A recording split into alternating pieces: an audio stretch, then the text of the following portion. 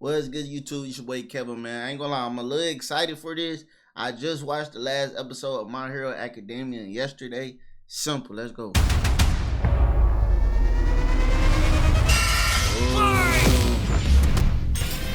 Shigaraki versus Mahito.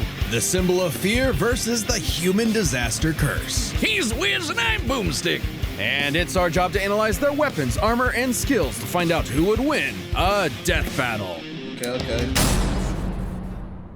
Tenko Shimura was just a sweet, shy boy who loved superheroes. But sometimes the hand of fate can't abide sweet shy boys. Ruthlessly beaten and abused by his hero-hating father, Tenko pushed beyond his emotional limits until he activated his inherent superpower, or quirk. It wasn't something cool like flight or super strength. In his terror, he accidentally killed his whole family.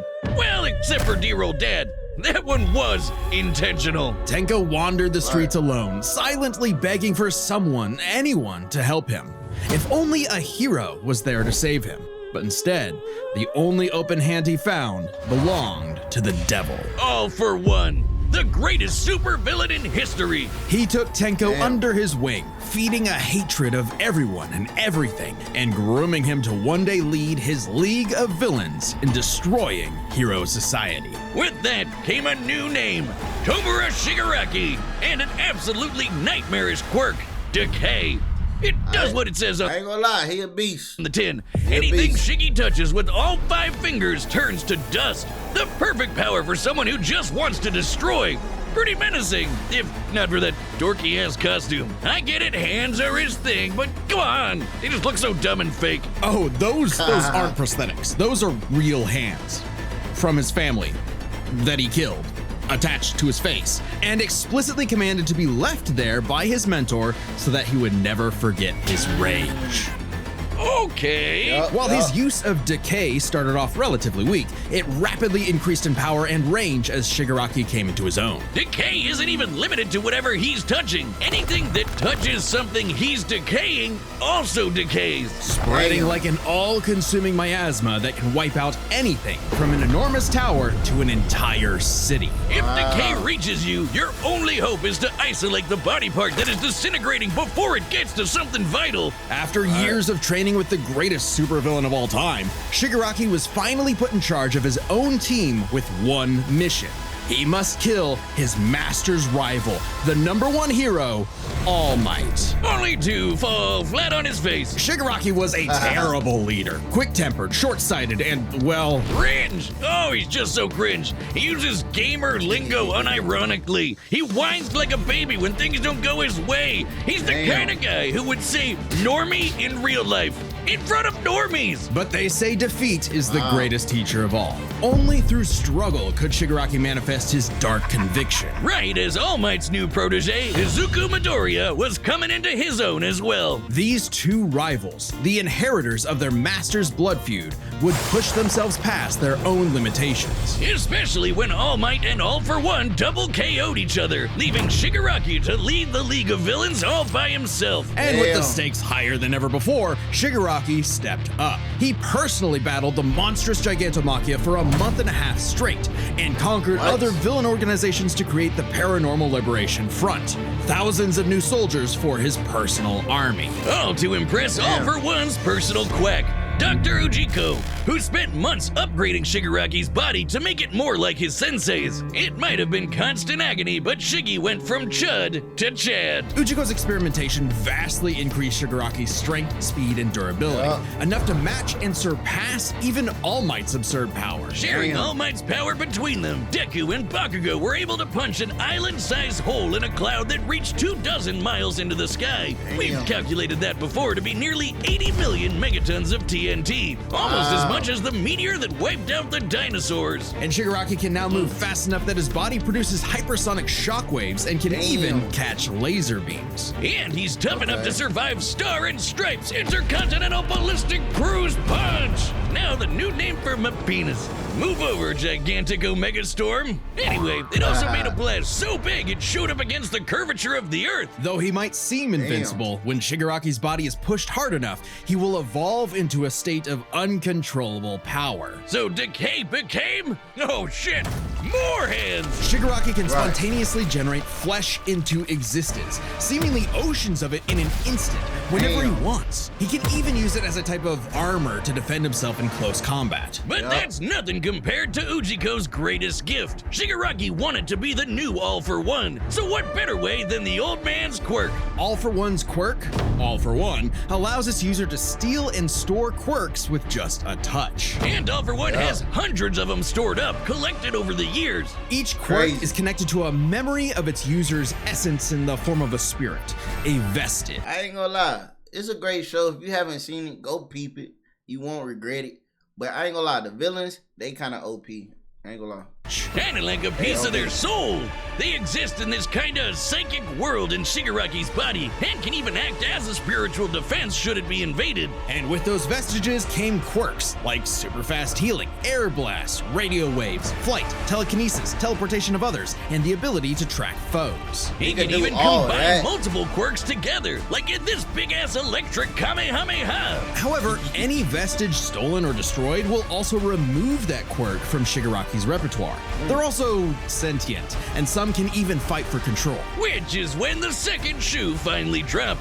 Because Shigaraki also got All for One's vestige, that means All for One was now in possession of a shiny new body that he'd spent the last 15 years molding for him to take over. Shigaraki's entire existence was planned from the beginning. Why? Because All Might's previous mentor was Nana Shimura, Tenko's grandmother. Oh, that's a mess with All Might. That is some next level hating right there. He manipulated Shigaraki's entire life, all for one purpose: to create a soul so corrupted it would grind away at All Might's perfect world, allowing All for One to take full control. But All for One's possession wasn't complete, and Shiggy managed to fight his way back to the top, literally decaying his way through vestiges in the process, all to fight his rival Deku one last time. Despite Izuku's best efforts to save him, Shigaraki was too far gone.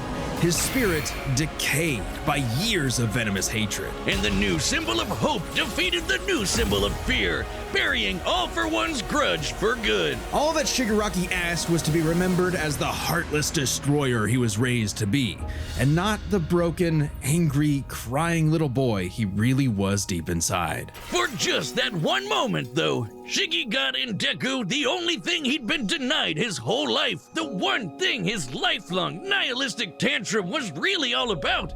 He got a hero who tried to save him. This battle is sponsored by Robin Hood. He got a crazy story, man. I ain't gonna lie. I mean, he kind of OP. Anything he touched rips apart and like kills, destroys. So like, then he got a whole bunch of other powers. It's like, yeah, he OP. Man. And I don't know nothing about this dude right here, but hey, we here to learn. I'm here to learn. I'm here to pay attention. I'm here to enjoy it. Simple. Hit the like button for me. Let's go. Man's greatest fear has been his fellow man. But what if this fear took on a life of its own? What if all that negative emotion humans felt for one another spilled from their bodies and congealed, forming, over time, a living being fueled by malice, which believes in nothing but the law of the jungle? Well, then you'd have the special grade curse with the patch face, Mahito. Oh, I've had people tell me I've become a human disaster curse when I've had too many mojitos. Mahito is one of the deadliest beings to ever afflict mankind. He's no mere mortal, though, but a cursed spirit. Innumerable spirits exist, weaker or stronger depending on the amount of anxieties, jealousies, hatreds, and fears humans feel about them. Like the fear of locusts, kinda weak. Or the fear of smallpox, getting stronger. Or the fear of fire. Oh, goodbye, Tokyo. So it follows that mankind's fear of itself would be extremely powerful. Those negative emotions manifest as Mahito, a being composed of cursed energy. It's basically like evil ki. Cursed energy can be used to make spirits way stronger, faster, and tougher than any normal human. And it's invisible, making curses like Mahito impossible for the untrained eye to see. Only a life or death situation can galvanize a normal person to see a cursed spirit. That also makes cursed spirits virtually immune to physical damage. They may be physically present in space, but can only be harmed by attacks that embody spirit matter like cursed energy. Which makes curses insanely hard to get rid of, like ghosts, cockroaches, or my ex. That's why you need a Jujutsu sorcerer to come in and Kaizen the shit out of them. They call it exorcism, but I like the way I said it better. Curses and sorcerers have battled each other for millennia, waging an endless war over the fate of humanity. Almost exclusively in Japan, though, for some reason. But Mahito was special. You see, most curses are basically dumb animals, but Mahito has so much cursed energy that it gave him sentience. So he was recruited by Kenjaku alongside other special grade disaster curses to wreak havoc upon the world. In fact, they made Mahito their leader. And even more frightening than intelligence and bloodlust, Mahito possessed philosophy. Perhaps informed by the tragic meaninglessness of interhuman conflict, Mahito is an existential nihilist, believing in nothing but his own will to power. It's a dog-eat-dog world, and Mahito is the wolf. Which also makes him kind of a goofball. If nothing matters, why not have fun with the slaughter? Really get your steps in. He loves to dig around and toy with your emotions like a cartoon character before slitting your throat. An appropriate analogy considering his curse technique, idle transfiguration. Using his cursed energy, Mahito can control anyone's soul with just a touch, including his own. In fact, he's so good at manipulating his own soul that you can't even kill the bastard without directly targeting it. In Jujutsu Kaisen, the soul and the body share an immutable connection. Whatever happens to the former affects the latter. This lets Mahito squash, stretch, and shape-shift his body into literally anything he wants. Like Play-Doh, he can turn his limbs into blades or clubs, grow wings like a bird or fins like a fish, reform his body around injuries, or even create clones. Curse users are naturally unharmed by their own ability. Should he touch a human, though, I ain't gonna lie, this gonna be a good matchup. his alterations to their body are instantly fatal. And since he's attacking your soul, those physical wounds are gonna be impossible to heal. Even if his alteration isn't directly fatal, the human body won't last more than a few moments in a transfigured state. All that with one touch! God, I thought herpes was bad. His powers mean Mahito treats humans as effectively disposable dolls that he can gleefully experiment on. The more casualties, the better, especially if he gets to break your spirit first and watch you suffer. Even more twisted is when he combines two transfigured humans together for soul multiplicity. Essentially a giant torrent of body horror flesh that he repels at an opponent. Ugh. Mahito is unbelievably creative with his application of idle transfiguration, and despite being a newborn curse, consistently keeps experienced sorcerers on the back foot. It helps that he's a quick study who's picked up a number of different curse techniques, like the Black Flash. By applying cursed energy within 1 microsecond of an impact with an enemy, space itself will distort, exponentially amplifying its force by a factor of 2.5. Not only does this hurt like a mother, it restores your curse technique and gets you fully in the zone. And would require reflexes moving nearly 1,000 times the speed of sound. It's no surprise then that Mahito also unlocked the pinnacle of sorcerer techniques, the domain expansion. Oh shit! More hands! A domain is like a barrier of cursed energy, but if you're caught inside, Mahito can use idle transfiguration instantly without even needing to touch you. It's called the self-embodiment of perfection, the ultimate expression of Mahito's absolute control over his victim's body and soul.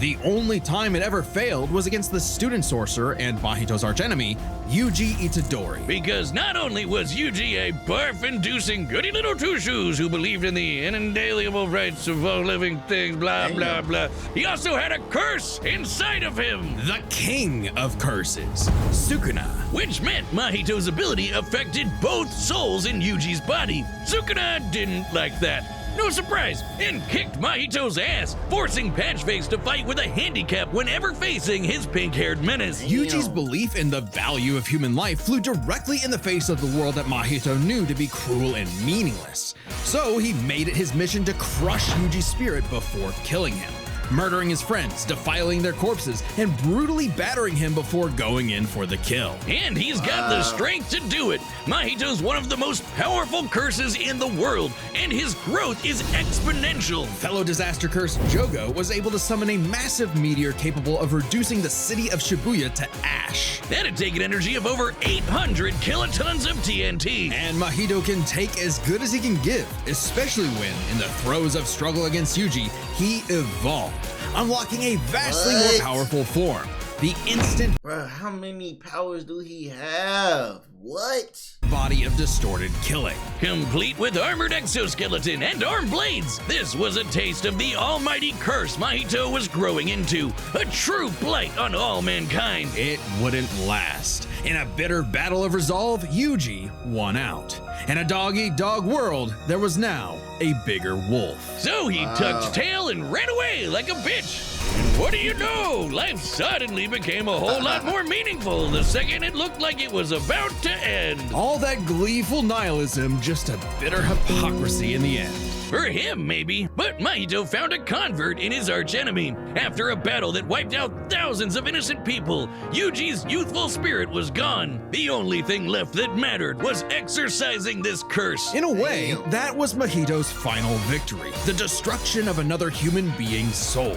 He may not have been around to see it, but the curse Mahito inflicted on the world would bring it to its knees. Okay. Hey, do you see that join button? Yeah, I that... ain't gonna lie. This is about to be crazy. I thought the My Hero Academia dude was OP, but this second dude, golly. are set, and we've run the data through all possibilities. It's time for a death battle! Okay. Here we go. Hit the like button, hit the like button, subscribe if you're new.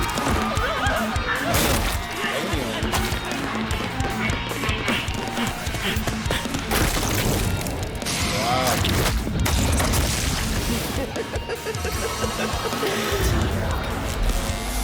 I'd heard of a powerful villain stalking these parts. My organization is going to tear this putrid world down around us. We could use a freak of your talents. Little old me. Do I want to be king of the social rejects? How about I bring them your head instead? Fine by me. Let's call this your audition. Sick'em.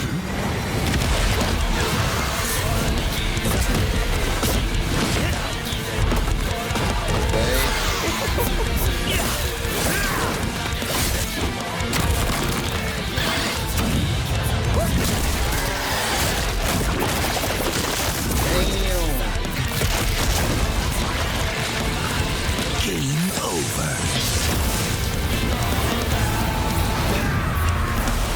Okay.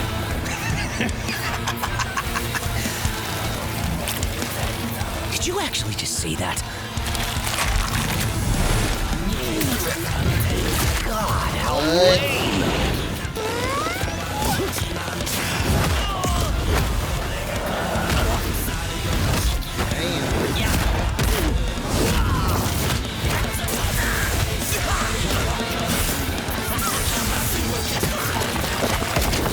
Audition over. Did I get the part?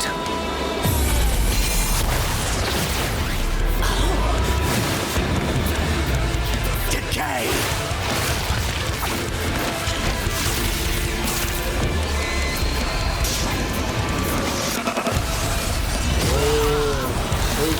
What a rush!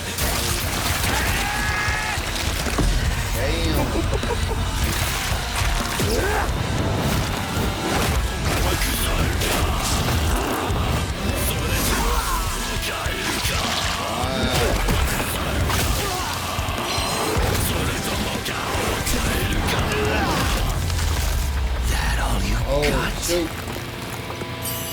Domain expansion. Damn.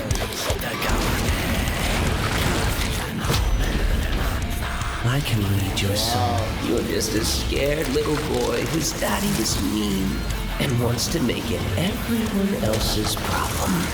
Grow up.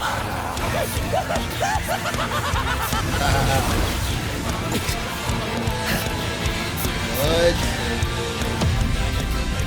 Hands off my masterpiece.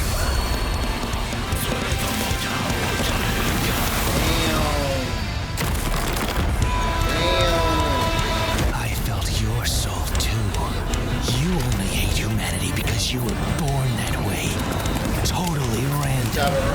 I hate them for a reason.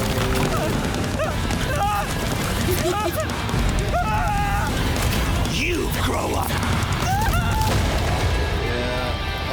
Okay. Wow.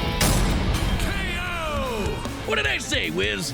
Like a bitch. With their complex power sets, this match was a puzzle to figure out, which is why we're breaking it down to 3 categories: physical stats, survivability, and their powers. But first, let's address one thing.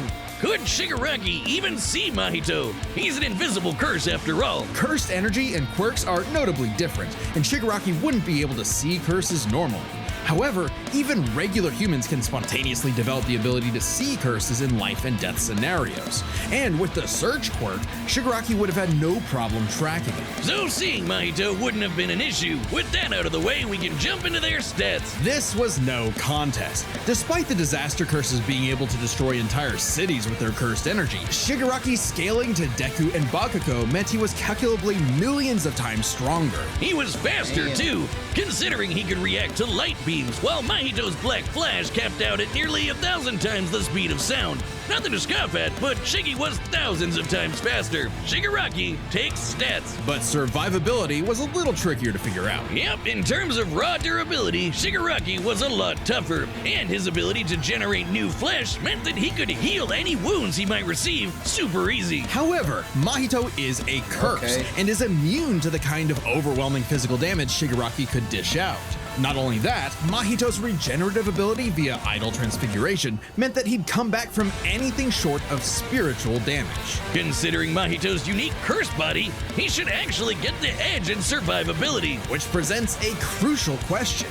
Could Shigaraki even kill a curse like Mahito in the first place? Or would Mahito's unkillability give him the time he needed to eventually put Shiggy down with idle transfiguration? It all comes down to their powers. Shigaraki had a lot more variety, with all of the crazy quirks All For One had collected over all the years, but none that we know of could properly kill a curse. That didn't mean idle transfiguration was a surefire bet either, though. Of all things, Shigaraki's vestiges served as a spiritual shield from the effects of idle transfiguration. The fact that Mahito could not avoid targeting Sukuna while attacking Yuji meant that he couldn't target specific souls inside a person. And Shiggy has hundreds of soul-like entities inside of him. Sure, each one down means he loses a quirk, but that's more than enough time to land a single hit with Decay, especially considering how much faster Shiggy is. And Mahito has no way to defend against Shigaraki's primary quirk. Decay has affected spiritual beings in the past. Again,